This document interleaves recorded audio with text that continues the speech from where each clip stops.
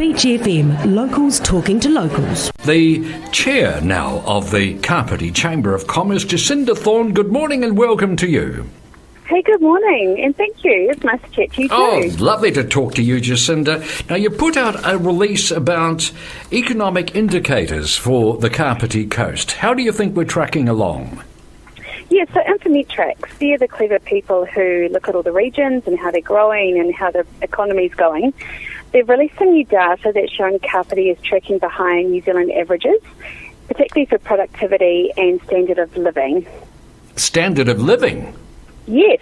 That's a shocker.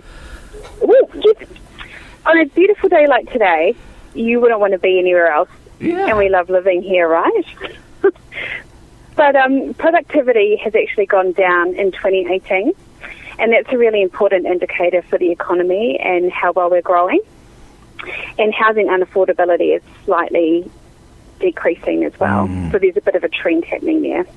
Or is that housing affordability is becoming worse? Yes, yeah, indeed. And our mean average earnings are down compared to the national average as well.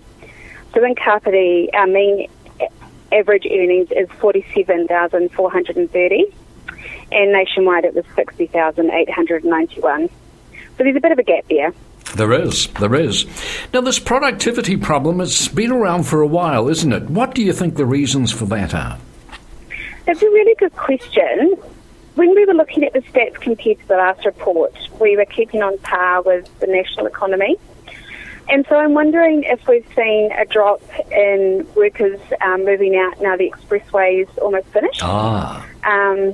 It could be that we've got a really high proportion of self-employed people in Kapiti. So we've got 28.4% of people who are self-employed, and across New Zealand that figure is 16.1%. So we've got amazing individual businesses. Maybe we're not putting out as much as what the large businesses do in other economies. So, yeah, it's a really interesting question. Yes, it is, isn't it? So, look, both of those explanations seem to make sense to me. What about the infrastructure? Have we got enough in place to support businesses to thrive? Well, in our local body election manifesto for the elections that were held last month, this was identified as one of our key priorities. So infrastructure is not just roads, it's way more than that. It's buildings, it's connectivity, it's all those things that make it easy to do business. And yes, it is improving, and Transmission Gully will open next year and the next phase of the expressway. But we still need a little bit more work done in our town centres especially to help those our local economies grow. Indeed. And the other issue that you mentioned about the wages, we've always had problems producing high-wage jobs in this area. I mean, many of the new jobs tend to be in certainly in retail, in national chains, big box shops that tend to have minimum wage policies if they can possibly get away with it. And of course, many of those local businesses, those cottage mum-and-pop type operations, many of those don't produce a lot of money, but often produce a lot of satisfaction. So it is the high-wage jobs that we seem to be lacking in a way. I think it is a bit of that. This is one of the issues the council is considering in its refresh of the economic development strategy. They're just as concerned as what we are about how we produce high-paying jobs. And look, that could be a number of ways. We want to attract sort of more government partners out here, corporates to set up here, because they'll always have a need for the retail and hospitality jobs. But we need to expand the economy to take into account the professional services and those areas that generally do pay a bit more. Yes, indeed.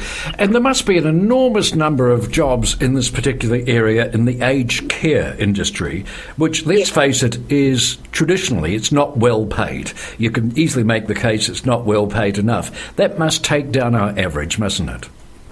Yeah, I think it does. And our aged care workers play such an important role in the economy.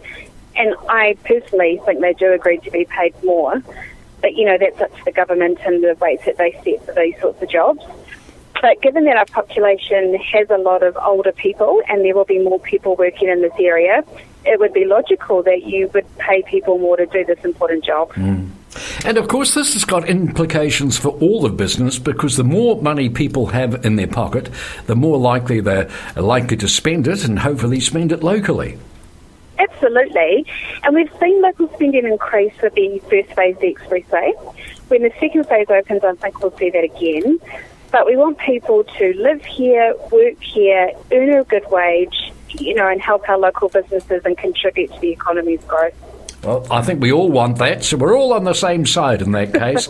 Now, I'm very aware that plane's about to take off, so thank you very much for joining us, Jacinda, and perhaps we can do this again sometime.